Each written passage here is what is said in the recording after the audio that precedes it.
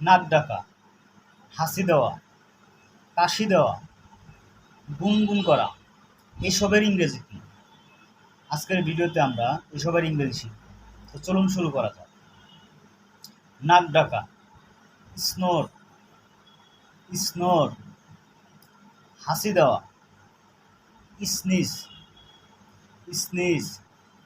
কাশি দেওয়া, কফ, কফ।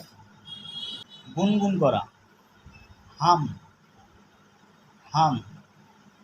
ফিস ফিস করে কথা বলা, হুইসপার, হুইসপার। ঢেকুর তোলা, বার, বার। হালকা ঘুম, ন্যাপ, ন্যাপ।